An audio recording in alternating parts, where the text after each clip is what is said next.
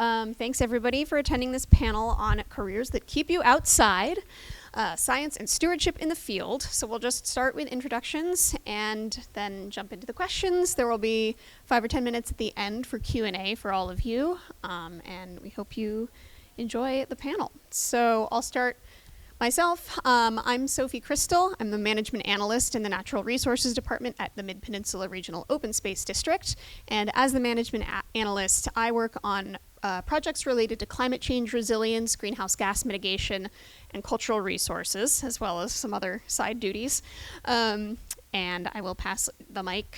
Let's see, I think this one should work for you guys. Pass this down the row. Testing. Hey everybody, I'm Timothy Federal. I'm the Senior Program Manager for Forest Health and Fire at the San Mateo Resource Conservation District. Testing. Hey everyone, my name is David Cowman. I'm the Director of Stewardship at Sempervirens Fund, and I'm also a California Registered Professional Forester.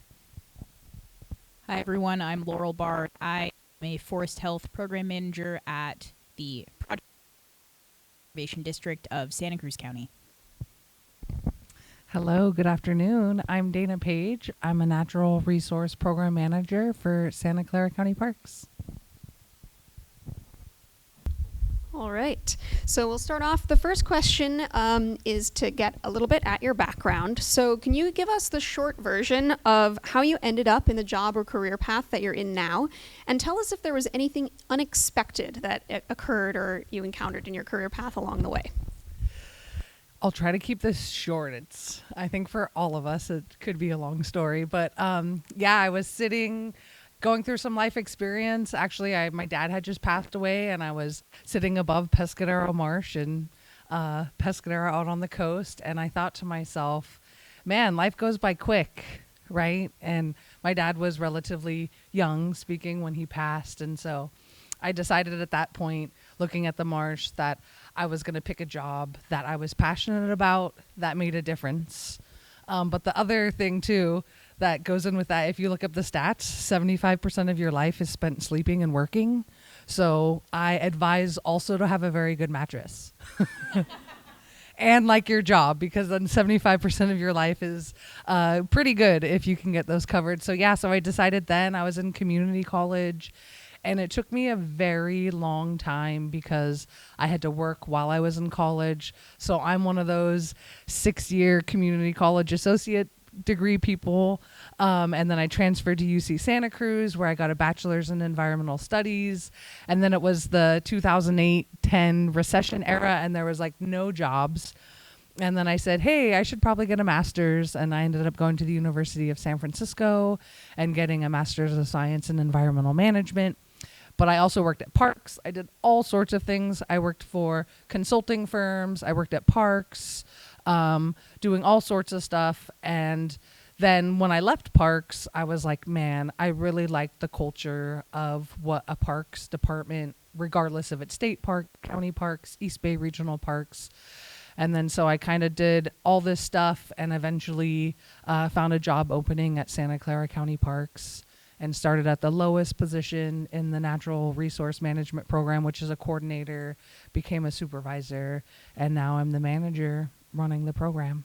And short and skinny, unexpected things, it took longer than I thought, right? And I think for anyone here, if you're really passionate and serious about what you want to do, like, I think the most unexpected thing is all the joy and especially when you go into biology and field science, like all the really cool stuff that you get to do along the way. And so I used to intern also at Año Nuevo Island for Oikonos, and I was their summer bird intern. And so I got to sleep on Año Nuevo Island and like watch gray whales jump out from the port while you sat on the porta potty. Right? Best view from a porta potty. So the short and skinny unexpected thing is it can be really enjoyable, but for me, there personally was like a grind to get to where I wanted to be. I sort of feel, in some ways, I kind of feel the opposite way in that I got the job that I have 3 years out of college, which it was just like a bunch of things happened to align at the time. I graduated in 2019 and immediately worked for the Student Conservation Association as an AmeriCorps fellow, building trails and doing other forest management work in Idaho. Then I interned at Penn, actually, as a visitor services intern. My boss, Deborah, is here today, and she was great. After that, I worked for the Forest Service for about 6 months during the pandemic as a botany technician. And from there, I went back to AmeriCorps to work in the Civic Spark program, which puts you in a professional internship for about a year. I interned with a nonprofit that functioned kind of like a resource conservation district, which is to say kind of like a land management agency that doesn't own any land. And after that, I got hired by that nonprofit, worked there for a year, and then there happened to be an opening at RCD Santa Cruz, and I'm from Santa Cruz, and I kind of wanted to move back at the time, so I went for the interview, and I got the position. So I worked numerically a lot of jobs before getting to where I am now, but it didn't take ultimately that much time after school, which I was actually really surprised by. And I went to school for sociology and a sort of hybrid environmental studies ecology program, and I didn't really expect in the first couple years that I was in school that I would be working in a land management position. But as I went through school, I realized that that was something that I really wanted to do. So I sort of steered myself in that direction, even though it wasn't what I had originally planned. And that worked out really well. Hey everyone.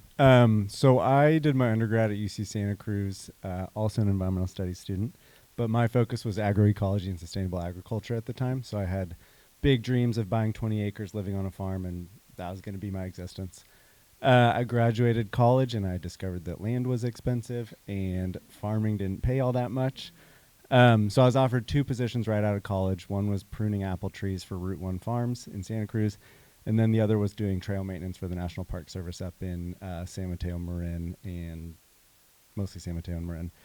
The National Park Service job provided housing, so that was my intro into land management. I was making $6.75 an hour and doing trail maintenance for 9 months. After 9 months, it was a great job, but my body hurt every single day, and I felt like I was kind of deviating from what I wanted to do. So a job with state parks in the Santa Cruz district opened up in their natural resource management program. So I did a lot of sort of broad natural resource management for state parks for about 5 years, a lot of invasive plant management, a lot of biomonitoring, and then a little bit of prescribed fire and forest restoration.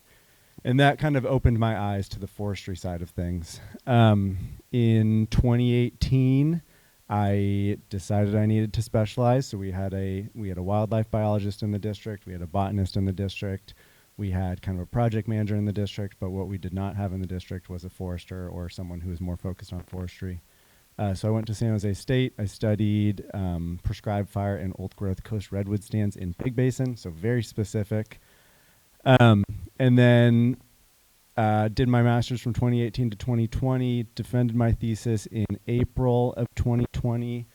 If you're keeping track of dates, that was about 2 weeks after COVID started. So I was the first San Jose State student to defend their thesis over Zoom. And then in August of 2020, all of my sample sites in Big Basin burnt up in the CZU fire.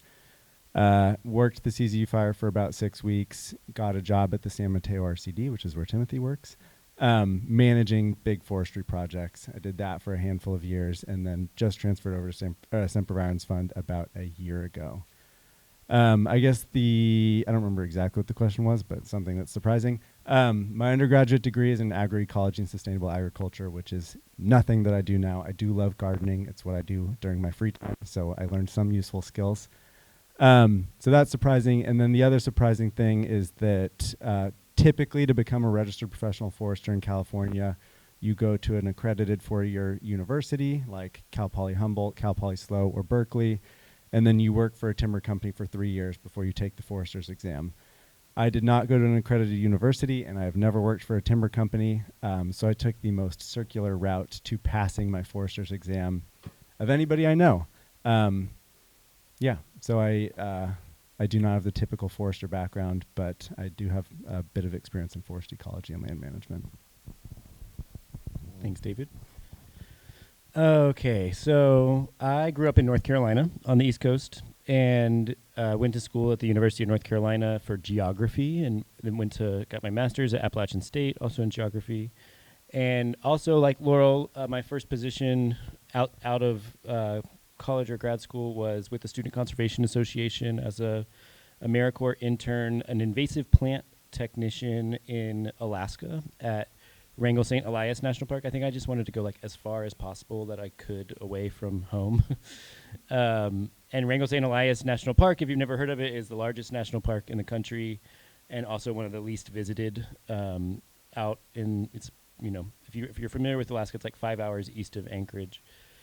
So I went up there for a summer and then fell in love with Alaska and started stringing together seasonal jobs with the Park Service. Ended up moving to Anchorage, where I worked at the regional office with the. At the time they called it the exotic plant management team, but now it's called the invasive plant management team because that's more accurate description. And I got to do field work in all of the national parks in Alaska, basically mapping invasive species, controlling invasive species where you can. There's not a lot of invasive species in Alaska, or there weren't, 15 years ago when I was doing this. And that was really great, but it was stringing together a lot of seasonal jobs, and I got offered, or applied to and got offered a year-round position with the National Park Service again in Vegas. There's a regional office in Las Vegas, so I moved from Anchorage, Alaska to Las Vegas, Nevada in July, and that was different. I ended up being there for 5 years, and I worked again doing invasive plant management and mapping in a lot of different national parks. We served all the parks from New Mexico, Arizona, Utah, Southern Nevada, and Southern California. So I've been able to work in like 53 different national parks over the course of my career, which was awesome. I got to raft the Grand Canyon and like cut down every tamarisk tree that I saw. That was really cool. That would be something I wasn't expecting when I went into the Park Service. And then I moved in 2017. I moved to the Bay Area to work at Point Reyes National Seashore. And I got a job with the Parks Conservancy, the nonprofit partner of the Park Service, and worked all over the GGNRA, which is Marin, San Francisco, and San Mateo counties. And I managed all of their restoration crews, so they had a lot of restoration crews on the ground doing work in the national park. Then COVID hit, and a big funding source for that organization is Alcatraz Island, which closed for 2 years, so there are a lot of funding changes, job changes. Our restoration crews shrunk, and I started looking for other jobs, and that's what brought me to the San Mateo Resource Conservation District, where I started in 2022, managing the forest health program, getting to work with awesome folks like David. Our program, does a lot of forest health and wildfire resiliency work in the Santa Cruz Mountains. And yeah, that's kind of the short and the long story of how I got there. And I would say, similar to all these people, one thing that was unexpected is just like going with the flow.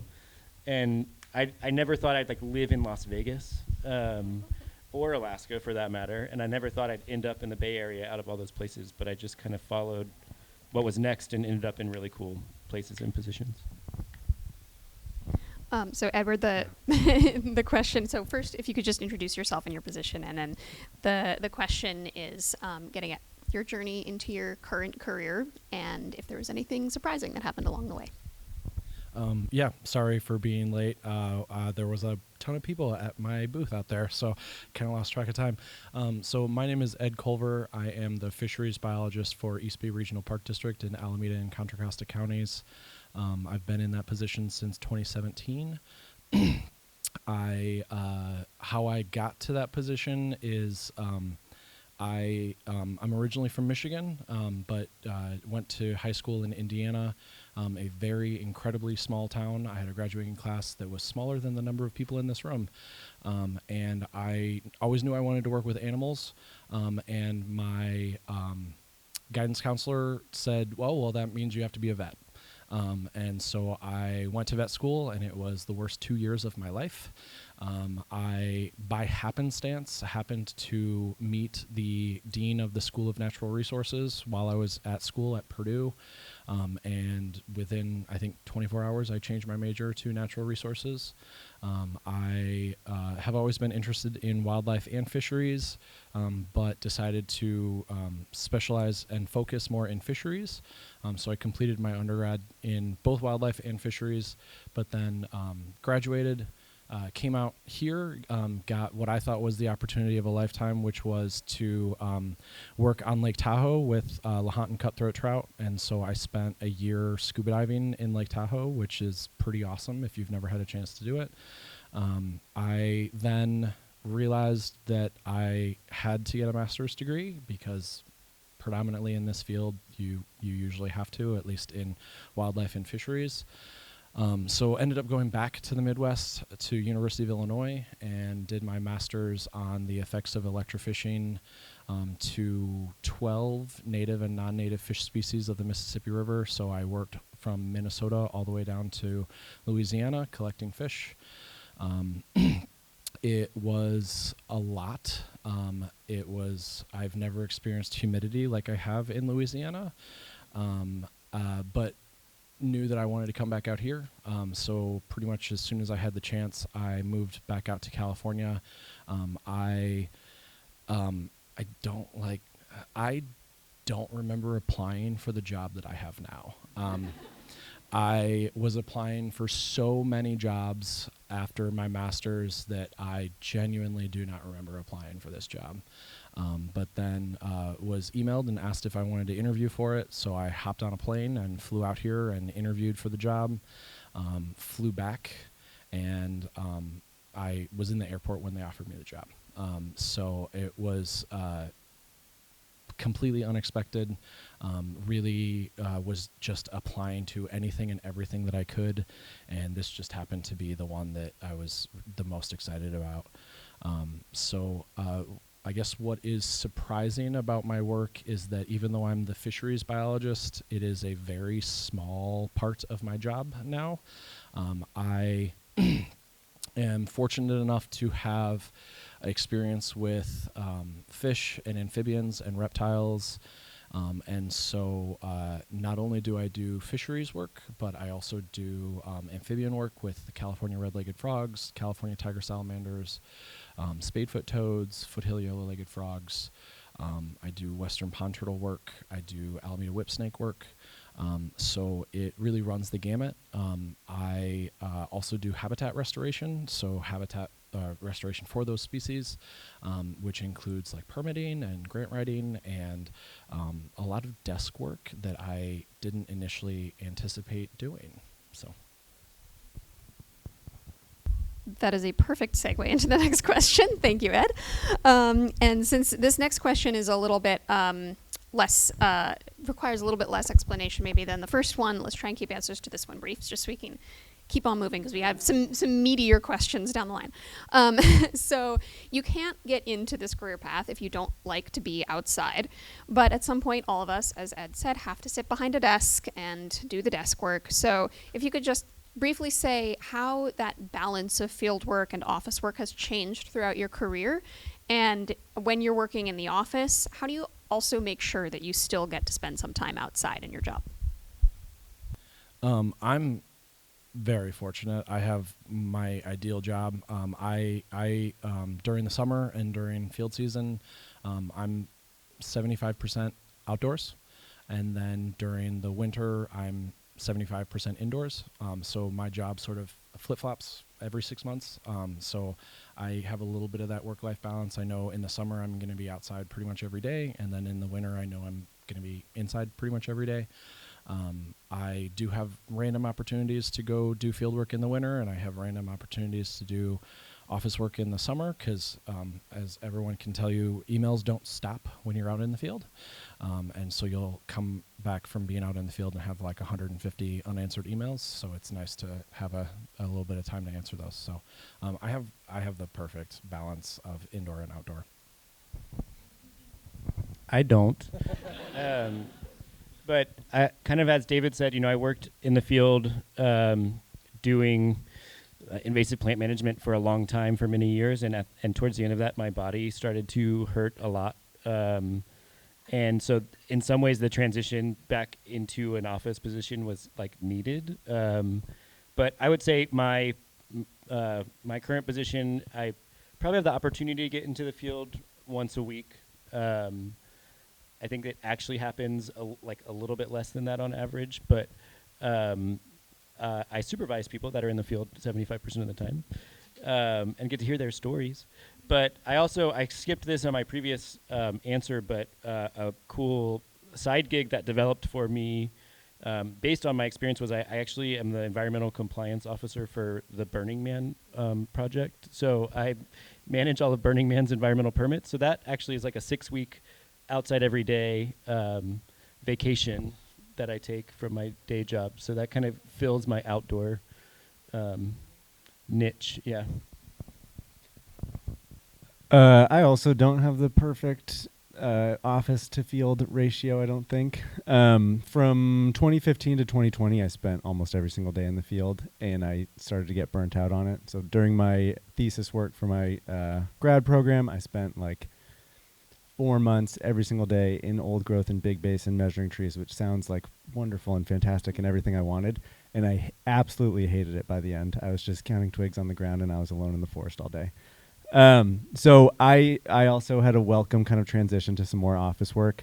The last really field-based job I had was working for state parks during the CZU fire. So a lot of state parks natural resource management staff are prescribed fire trained. So during fires, they transition to kind of wildfire suppression and things like that.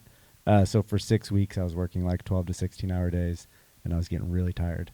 Then I transitioned to being a project manager for the RCD, which was very much the opposite end of the spectrum. I was probably in the field maybe once a week or once every 2 weeks. Now I'm in the field probably 2 days a week, but I don't actually do anything in the field. I'm mostly just there to look at stuff and talk to people. So my field time is a welcome break from the office work now. I definitely have a greater appreciation for being outside than I did when I was kind of 100% field-based. So yeah, 2 days a week is pretty good. Sometimes I will like do things that I probably don't need to be doing. Like today I drove on one of our properties and I removed dead trees from the road. I definitely did not need to be doing that. That was not the best use of my time, but I wanted to, and it was useful. Your soul needed it. Yeah, similar to David, I am a project manager, so when we have a project running, I'm out in the field maybe 3 days a week, but I'm often just there making sure that everything's going correctly, and that hoping that I don't have to flag down a masticator operator and tell them to stop work and ask them why they went into a place they shouldn't have gone. A lot of my outside time is essentially on like construction sites, though I do get to go out before and after the project is done to do things like scope and design the project, and then after it's finished to clean up all of our flagging and take after photos, and that generally starts in about May and generally goes through about October. So I'm in the field 2 to 3 days a week pretty regularly during that season. And then in winter, what's nice is I kind of get to choose the days that I'm in the field, so I don't necessarily have to go out on the worst, coldest days, unlike when I was on a trail crew when I had to be outside every day. And I mean, obviously there are uncomfortable days in the field still, but I do get some flexibility in deciding, which day do I want to go visit this project, which day do I want to go collect this data, which is pretty nice. But there's a lot of office work. It used to be that a lot of my office work was spent looking at maps, doing GIS, which I really liked because it kind of felt a little bit like being outside because you were looking at outside. Now a lot more of it is paperwork. But yeah. Yeah, I think just so you realize as you go through your career in conservation, you'll start in the field, you'll spend more time, and then if and when you choose to promote, you'll get less time outside. So definitely I'm in my first year of managing the program. So first year as manager. So I definitely have less opportunities of why I need to be in the field. But my New Year's resolution this year was to get out at least once a week for the staff working under me. And so I'm telling them, if you're going out to do something, please invite me. And I think for me too, you get stuck in this, like, I'm planning long-term funding for these projects and all of this stuff. And it really helps for me to get out there and remember why I chose to get into this position and reconnect with the land that I'm managing. And then we do have a large prescribed fire program. So I am wildland fire trained. So during the prescribed fire season, which is coming, I'll spend a bunch of time. So seasonal as well, but we do rangeland management. We do prescribed fire, forest health, wildlife stuff. So it's all over the board for me. So that's it. And then kind of going to the third question, if we want to transition, Sophie, do you want to introduce it? And then it kind of ties in with it. Absolutely. Oh, wow, light. So the next question that I have is a meteor one. Not a meteor, but like a meteor. So some of the vocabulary and, in fact, some of the history of the field that we work in, conservation, restoration, stewardship, whatever you want to call it, is fraught with ugly histories of settler colonialism and misguided Western ideals of nature being untouched or static. So I would love to hear from you. How has your understanding, or has your understanding or use of this vocabulary changed throughout your career, and how do you like to describe your work? And there's sort of a follow-up portion of that, which I can have as a follow-up. Yeah, so I'll just keep it brief, but I wanted to tie it back to the reason I wanted to get back to a park district was because I did consulting and worked for private consulting firms, and you're out in the field a lot, but I just felt like you can't do your job and give it the justice that the systems, the plants that they need if you're not there all the time to build a relationship with that land. So I think about this in that my relationship has changed because I chose my position with the park system because I knew that I would be on the same properties throughout the rest of my career while I stay here. And so, I know where that golden eagle nests. I see the babies. I see the changes in the environment, and it really makes me and my team a lot more effective of managers if we actually have a relationship with the changing landscape. You went ahead and answered my follow-up question too, which is how has your career affected or influenced your relationship with land? I think for me, I think that I was very concerned in college and then afterwards with obviously the negative impacts that people can have on the landscape. And I feel like my job trajectory has really helped me feel like there is a way to be in a relationship with ecosystems that you live in and actually be a steward by doing active management. So I've seen a lot of examples of situations even where I didn't necessarily expect to see a positive impact. Like, for example, if we're using heavy machinery to masticate a shaded fuel break because in part purely because it's an efficient way to achieve the wildfire resilience goals that we're looking for. In those places, I've seen things like in the tracks of the heavy equipment, rare plants growing up in the disturbed soil. So it's really shown me that there is an element of change and disturbance that fosters ecosystem growth as opposed to just squashing and destroying it. And I think the first moment where I really started to feel this was when I was working as a botany technician in Shasta for the Forest Service, and we had a native plant nursery that we were tending to. Basically, we would just weed all of the pots like every day. We had to pull up California poppies. It was really funny because we were trying to grow sort of alpine species, and the California poppies just go crazy in there, and we're like, all right, you have to get out of the pot, you have to get out of the pot, like it's the state flower, and we're just like yanking it out of these pots. But I was listening to Braiding Sweetgrass on an audiobook while I was doing this, and that helped me, that changed my of what it might mean to be outside and be a participant in an ecosystem. So that was kind of the first step towards understanding that, you know, active management can have really positive ecosystem impacts, and that we are in relationship with the ecosystems we live in. We're not just like a visitor. We're not like, we're not a visitor or like a stranger in these ecosystems. We're a part of them actively. This is probably just going to be an aimless ramble because this is something that I'm kind of passionate about. But so my family, my first job ever was a commercial. Is this still? Oh yeah, commercial salmon fisherman off the coast of Marin County. So although it's not on the land, it was commercial fishing is sort of an extractive industry where your livelihood is based off catching a natural resource. But at the same time, all the fishermen I knew were also conservationists. They were donating their time to nonprofits. All their donations were to nonprofits working towards salmon and trout conservation. I also come from on my mom's side, we worked in the industry starting in 1904 until about 2015 for the same lumber company. It changed names several times. But if you know the organization I currently work for, Sempervirens Fund, that is very different than how Sempervirens Fund was created and what the goal of the organization is and what.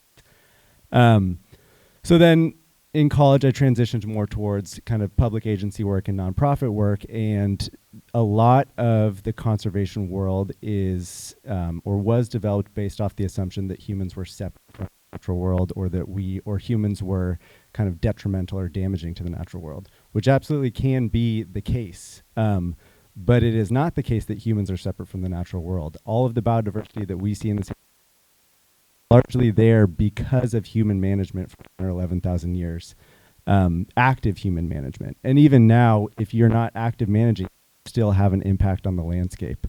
So Sempervirens Fund was previously kind of a set it and forget it type organization. We would purchase property, wall it off, and then maybe transfer it to state parks. We operated that way for 115 years. And then in the last kind of 10 or 15 years, with increased wildfires, with increased understanding of kind of scientific processes and disturbance processes, and kind of like a reawakening of indigenous land management practices and just land management in general, the organization has changed. And I think a lot of conservation organizations are changing. And preservation is increasingly becoming sort of out of vogue. It's no longer in alignment with kind of what develops the natural ecosystems that we are dealing with, what is best for biodiversity, what is best for natural ecosystems. Yeah, I think there's sort of a groundswell in this area, active management, long history of indigenous land, realization that disturbance can be beneficial and that humans can be beneficial. I've messaged our IT staff to see if we can get a fresh mic in here, but we can just pass. We can pass this one along. It's got enough of a cord. I think we can pass it down. Okay. All right. I don't know if it's working. I think it's still working. Yeah, it's going in and out. Yeah. All right. What was the question? The relationship and all that stuff. So, yeah, I mean, in grad school and undergrad, you know, we have these like kind of debates between preservation and conservation, and what that feels like, you know, in a classroom setting is much different than what you experience in the field, where you're like, of course, yeah, preservation, like I want to protect the land from humans. And I think when I left grad school and started working for the Park Service, I kind of held that ideal, right? That like, especially in Alaska, where you've got like pretty huge, mostly untouched ecosystems, or untouched in our perspective from the lower 48, definitely. But there have been humans there for millennia, as David mentioned. And I think I've had like a long and winding road to, in my mind now, like conservation doesn't happen without people, and the people are really what makes it worth coming back to and staying engaged and staying passionate for me in my current role. It's building relationships. It's working with landowners and neighbors and folks that are living in the forest, and building, active stewardship and community stewardship, and working with our tribal partners, and just kind of like having those conversations, and I think a lot of the maybe antiquated ideas around preservation still do persist in the field, especially with a lot of advocacy groups that are maybe less involved with the on-the-ground everyday realities of land management and the trade-offs that we have to consider and make every day because there's never a perfect solution, right? There's always going to be an impact of your work, and you're always considering the effects of inaction versus the effects of whatever action that you are proposing. And in some ways, a lot of my energy is now spent trying to educate advocacy groups so that they're not opposing our projects at every corner or putting hurdles in our way, which, has had varying levels of success. But I think that being said, like 15, 20 years ago, I may have, like, if you would have asked me, I probably would have been like taking the position of some of the organizations that I'm now like working to change their mind about, when it comes to the role of humans in the ecosystem and the importance of active stewardship, especially in the ecosystems of the Bay Area and the redwood forests, and so much of what we do is so importantly needed, and I can see that now because I'm in the middle of it. So this one hits a little close for me because the department that I'm in at the Park District is the Stewardship department. And so I sort of had a reckoning with that fairly quickly for lots of reasons. But I have often kept, this is a silly quote, but sorry, the Lorax, I speak for the trees, for they do not have tongues. That's sort of how I've always viewed my role. So sometimes it does feel a little pessimistic. I have often felt that I'm sometimes watching some of these endangered species die out in real time, and I'm the person that is documenting those species dying out, so there is a little bit of pessimism with that. But I do feel like that is the role that my job is to be the speaker for some of those animals. We also often use restoration. I often think restore to what? Because, like, does that mean pre-Columbian contact? Are we pre-indigenous people who have been here for millennia? Like, what are we restoring this to? So while I do still use restoration as a term, I view it more so as habitat restoration for those species benefits. So like if I'm doing a stream restoration project, I don't view this as like I'm restoring it to something, I'm restoring it for something. And so that may mean that stream looks different from what it used to, or it is ephemeral instead of seasonal, or it is intermittent, or something along that line. So I don't really view, I try to not view restoration as a like we are altering this to a state. It's more for something, and I think the park district that I work for, and I would imagine most agencies in California have very checkered histories with our indigenous communities, and so you have to be very mindful of how you talk about what you are doing as far as like habitat restoration or conservation or preservation. That's the big one. I really don't like preservation, because you're sort of implying that these communities that have lived here for millennia played no role in that, and they absolutely did. There is no such thing as an untouched landscape in the state of California. All right. Next one gets a little bit about our different sectors of work, although I think most of us are kind of in similar sectors. So switching gears a little, but what draws you or drew you to your sector of conservation and stewardship work, that being public or NGO? I don't think we have private currently, although some of you have worked for private in the past.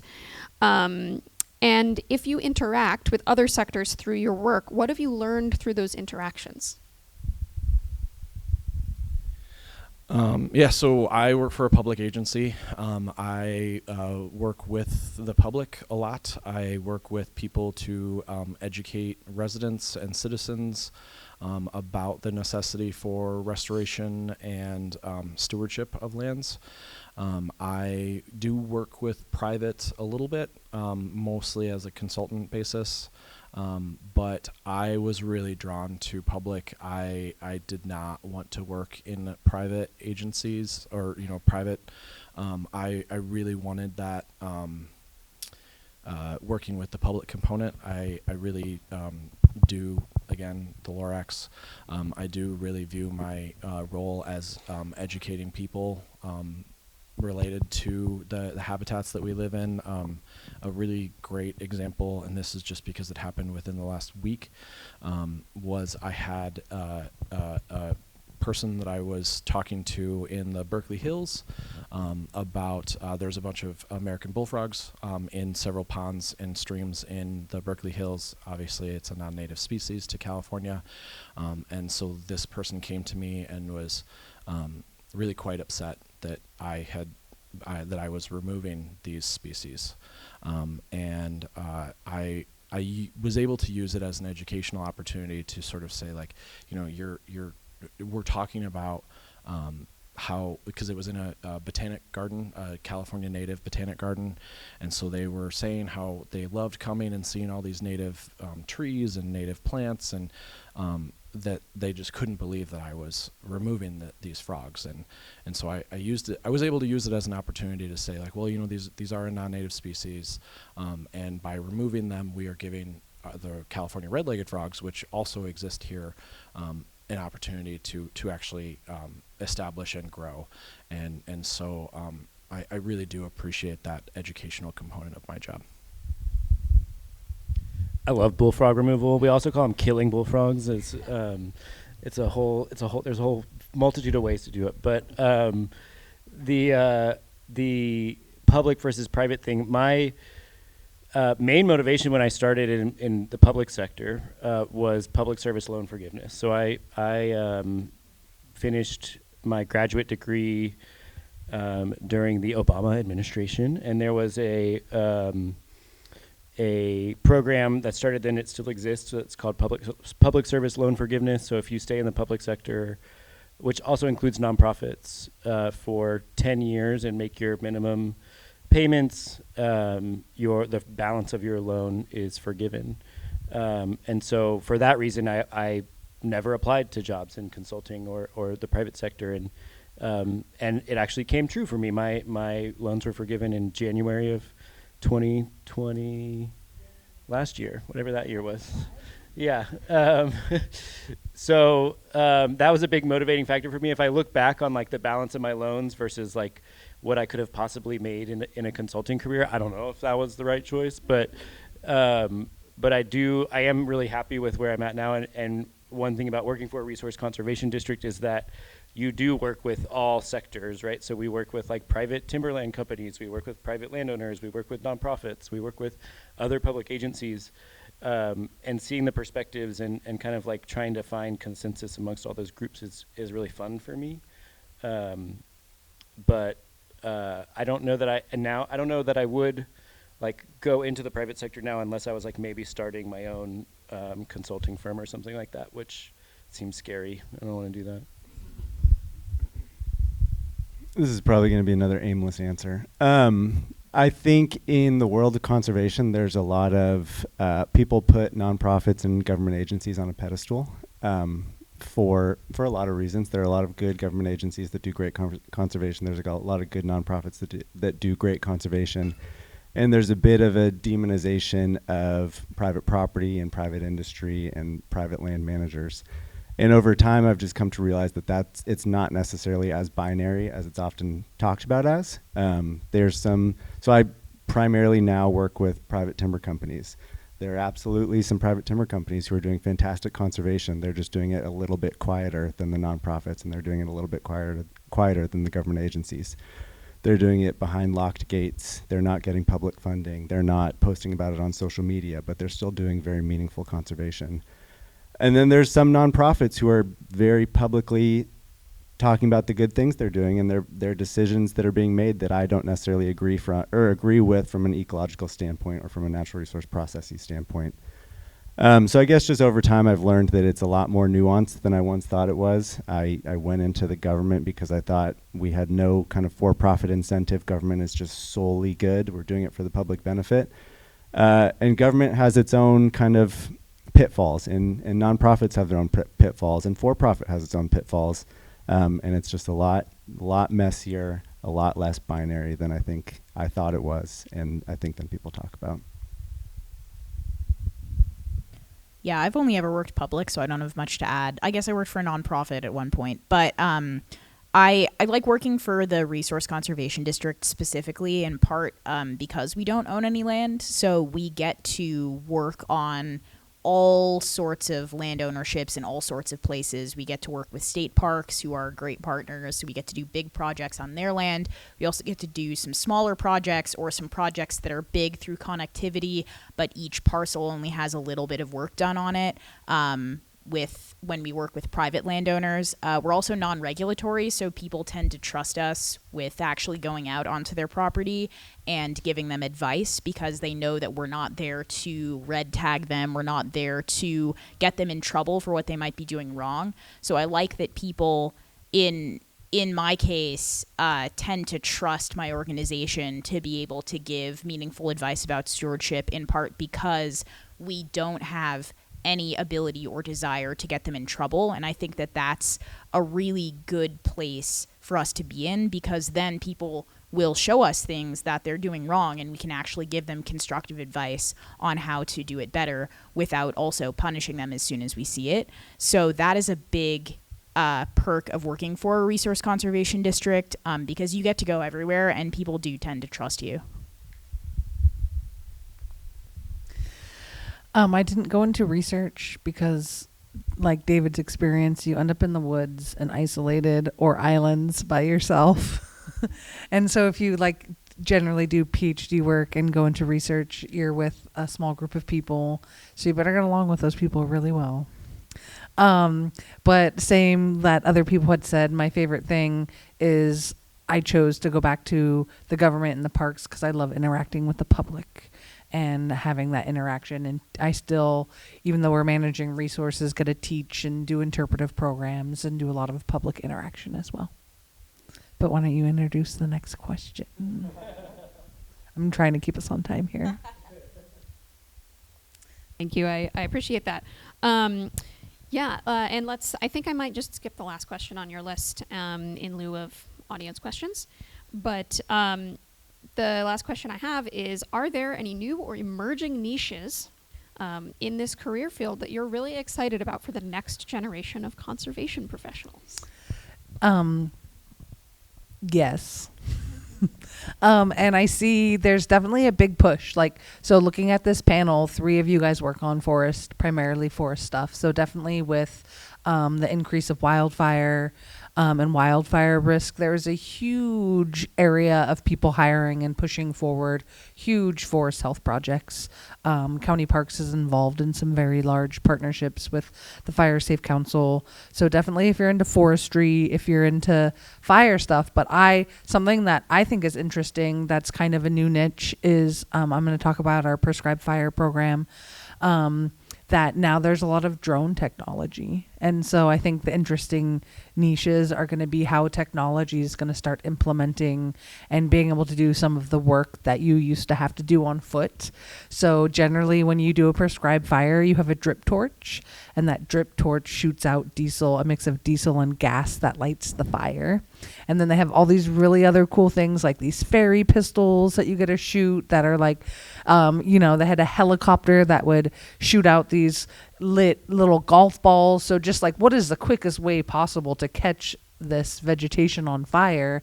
But now they use drones. And so CAL FIRE has really moved towards this drone technology for ignition operations. And it is amazing and beautiful. And the techniques that you can get to put fire on the ground and not put someone's life in risk, because then you have a drip torch, you're in the middle of a burn unit, all those things associated with it. So now they just map a course and they send these drones, and it's this grid. And I think the coolest thing is that when you're burning on uneven terrain, I don't know how much you guys know about fire, but there's head fire, there's backing fire. So head fire is when the fire is going crazy and it's going to burn. But what you really want optimally generally is backing fire. So then when you burn on these ridges, you're not going to send someone on top of a ridge to start fire. So now we just use these drones that shoot these little balls, and then you get this beautiful back burn. And it's like so cool to see what drones have done for prescribed fire. Yeah, as David was saying, there are monetary incentives in the public sector. Right now, the incentive is to work in wildfire resilience because that's where all the grant money is. So CAL FIRE, wonderful state agency, gets a ton of money, and they give away a lot of that money in grants, and a lot of the grants right now are for quote, forest health and wildfire resilience. So that's a lot of forestry work. That's also some community work. So you can work with people in the wildland urban interface, which is like semi-rural, semi-dense areas that are kind of on the edge of forests. A lot of the Santa Cruz Mountains is wildland urban interface. You have a lot of towns that are basically just surrounded by forest. So there's a lot of opportunities for work there.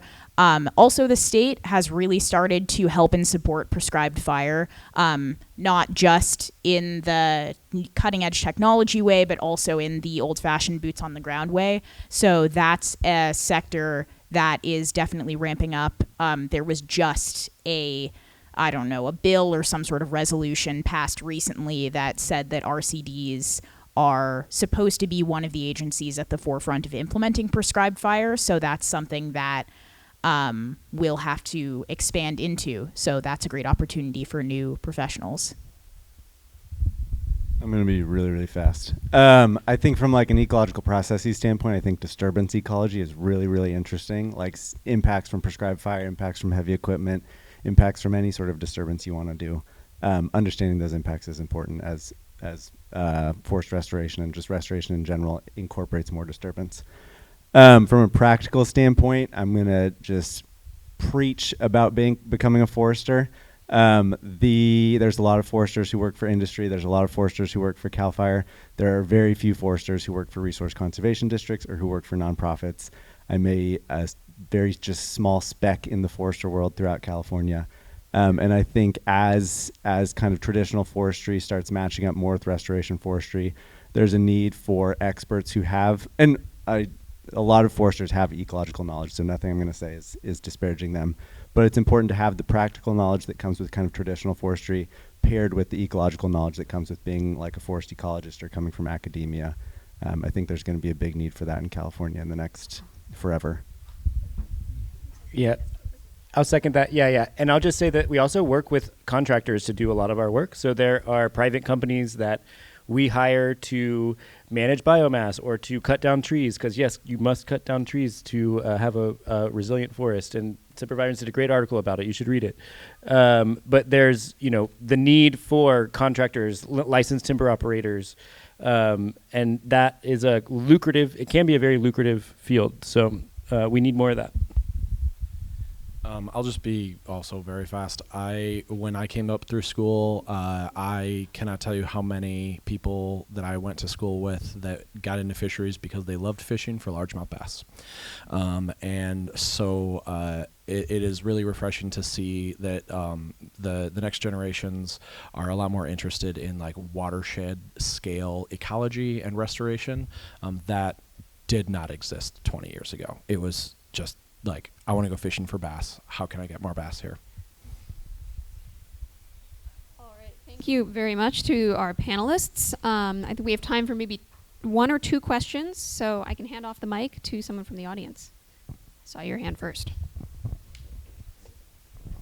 Sure, thank you. I personally have a background in English education and completely doing a 180 with some field tech positions I've really enjoyed. So for folks like me who are doing kind of a mid-career change into conservation, would you recommend maybe going back to school, getting some hard certifications, academic, research publications and stuff like that, versus, on the other hand, maybe prioritizing getting experience in the field or seasonal jobs, or is it kind of a both and? For fisheries and wildlife, it's a both and. If you've got experience with like handling endangered species, that's great. So it's I think rule of thumb is usually like 5 years of experience or a master's degree, and they're very competitive for fisheries and wildlife. So that at least for us, that's what it is. I would just say fieldwork. Yeah. I'd say if you can get your foot in the door at an agency with a seasonal job and just like show your value and be persistent, like call the people, if you just like being persistent is the best. It's served me well. And sometimes you don't need it. Like some positions you need a related biological degree, but a lot of them you do not. And I know people who have become successful restoration ecologists just by experience versus college. I just have a bachelor's. I don't have a master's degree. So you can, but you have to work you do have to work I had to work low-paying jobs, like a lot, and that was okay for me because I was just out of college, like crashing on couches. But that is a tough thing in this field, where the easiest way to get your foot in the door is to work really low-paying jobs. So I would say it's possible for forestry that getting a related master's degree would be helpful for you. I would say publications are not important, because at least, like, I'm sure it can't hurt for your own personal enrichment, but that's not what people are looking at. One quick add. I think look for project coordinator, project manager type positions, because you oftentimes don't have to be a technical expert, and there's a lot of transferable skills like communication and tracking budgets and just organization in general. And then I think for anyone transitioning or someone that has to work and support themselves that can't go all in, like on the 2 days you have off a week, like go volunteer. Right. For Sempervirens Fund. Yeah. Thanks, y'all. All right, my clock says that we still have a few minutes, but I think they're running by the building clock. So I know there is another panel that folks are probably excited to get to, so I think we will wrap there. But there's one behind you. But big thanks to our panelists, and thank you all for attending.